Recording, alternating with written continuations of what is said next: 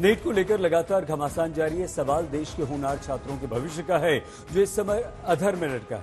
आखिर कौन है जिम्मेदार, इसकी पड़ताल जारी। सुप्रीम कोर्ट भी मामले पर अपनी नजर बनाए हुए है, जिसके आदेश के बाद एनटीए ने शहर और सेंटर के हिसाब से रिजल्ट आज जारी कर दिए और इस रिजल्ट में कई हैरान करने वाले आंकड़े हमारे सामने आ रहे हैं। जैसे राजकोट के एक सेंटर में 85% छात्रों ने नीट क्वालिफाई कर लिया, वहीं 12 छात्रों के 700 से ज्यादा नंबर आए और ऐसे ही आंकड़े कुछ और सेंटर्स के भी आए हैं। तो ये शक पैदा करते हैं कि एक ही सेंटर के इतने सारे बच्चे कैसे, राजकोट में एक सेंटर में 12 छात्रों के नंबर 700 से अधिक कैसे आ गए और 85% 83% सीकर के, देखिए सीकर में 83% और राजकोट में 85% छात्र पास हुए। रोहतक के एक सेंटर में 45 छात्रों के नंबर 600 से ज्यादा आए हैं।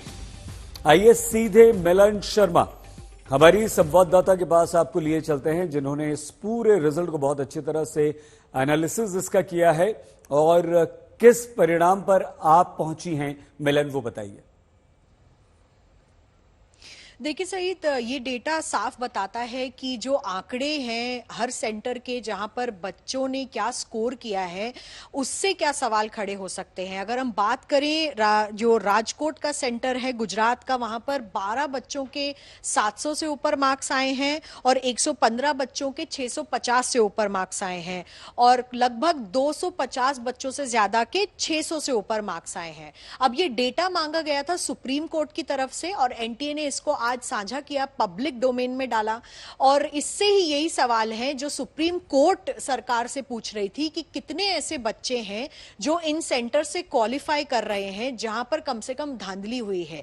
ये तो हम सिकर और राजकोट का आपको आंकड़ा आपने दिखाया, बट मैं ऐसे स्कूलों का नाम लेना चाहूंगी जिसको लेकर बहुत बवाल भी मीडिया में रहा, बहुत सवाल पूछे गए। जैसे हरदयाल पब्लिक स्कूल में जहां पर 6 बच्चों के लगातार 720 मार्क्स आए थे, क्योंकि 67 बच्चों ने टॉप किया था इस बार नीट में, वहां पर अब ग्रेस मार्क्स के बाद सिर्फ 10 बच्चों के 600 से ज्यादा नंबर दिखाई दे रहे हैं।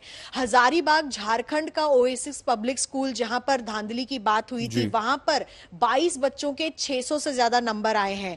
और बात करें गोधरा के जो सेंटर्स हैं जहां पर पेपर लीक नेक्सस को रोकने की बात सरकार कर रही थी, वहां पर भी कई बच्चों के 600 से ज्यादा नंबर आए हैं गोधरा के एक सेंटर में, और दूसरे सेंटर में जो हाईएस्ट स्कोर है बच्चे का वो सिर्फ 600 दिखाई दे रहा है। तो इस डेटा से अब चीजें धीरे धीरे खुल रही हैं और जहां पर क्वालिफाइंग जो कैंडिडेट्स हैं जो 650 मार्क्स से ज्यादा लाए हैं, वहां पर सेंटर्स को अपनी वीडियोस या फिर जो सीसीटीवी फुटेजेस हैं वो दिखानी पड़ेंगी, क्योंकि एक साथ लगातार अगर एक ही सेंटर में जैसे राजकोट में इतने बच्चे अगर ज्यादा स्कोर कर लेंगे तो क्वालिफाइंग का प्रतिशत भी वहां से बढ़ जाता है। 80 से ज्यादा लोग एक ही सेंटर से क्वालिफाई कर जाएंगे तो इसमें सवाल खड़े होते हैं और यही डेटा एनटीए से मांगा जा रहा था पहले दिन से, जो वो देने से मना कर रहे थे। अब आगे की जो इन्वेस्टिगेशन है वो भी बढ़ेगी और सुप्रीम कोर्ट की तरफ से आने वाले केस में ये सारे सवाल भी उठेंगे।